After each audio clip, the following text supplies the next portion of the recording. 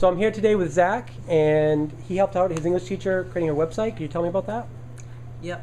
Okay, so Miss Kelly, she was very frustrated with her website because it wasn't pretty enough. So I offered to help with that. And out of that came this website that I have created for her using Wix and Google Sites. Walk me through your site a little bit. Okay, well, there's links to the stories that we've been reading, and there's maps of ancient Greece for the Odyssey, and PowerPoints that Miss Kelly created all over the website.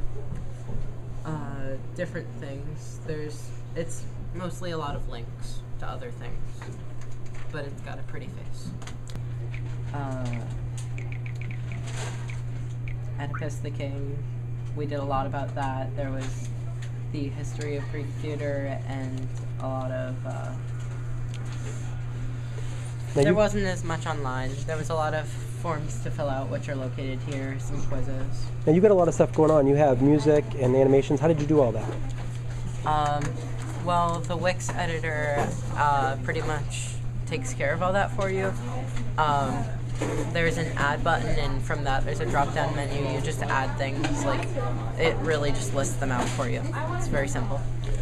Is there anything that you would recommend if other students would be interested in helping their teachers out? Really just fiddling and troubleshooting. Like, I'm not inherently gifted in the usage of technology. I don't really feel that anyone is. It's just a lot of fiddling and troubleshooting and figuring out how things work. So I'm here with Miss Kelly, and she has a student as her webmaster. So how's that working out? It's working out very well. I had a website that was functional but very boring to look at, and I didn't even want to log on to it. I'd go and put my stuff on and fiddle around with where everything was placed, but it just didn't have any drama to it. And I'm an English teacher, and we read dramatic things, and I wanted some.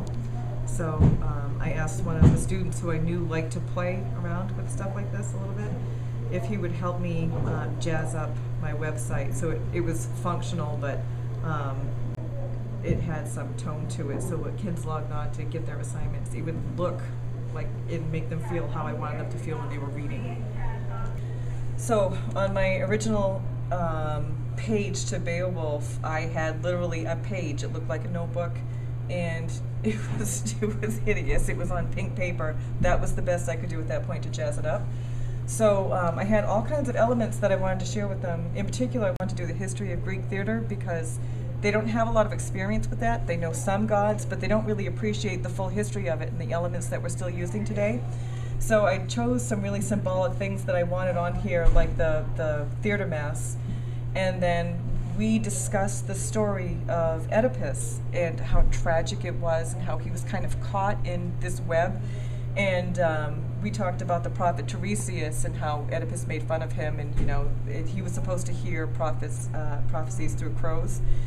And then there are continuing motifs through Oedipus, like death and suicide and things like that. So it was 2 days later that he came back with this, and you can see that he's got a link to a PowerPoint that I did on the history of Greek theater with the hot button is the Greek theater mass.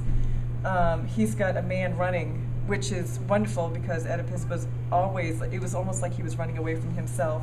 He's got just what looks like, or an image that evokes a tombstone. He's got the running clock, and occasionally a crow will fly here and just perch on that.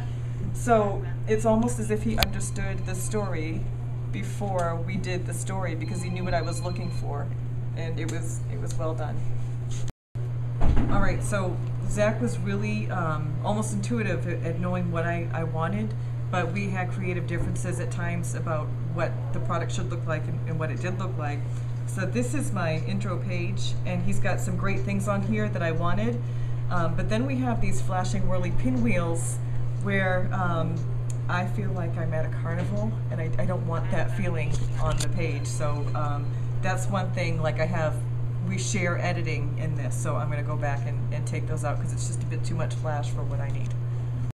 So what kind of student you think is best adept at being a webmaster for a teacher?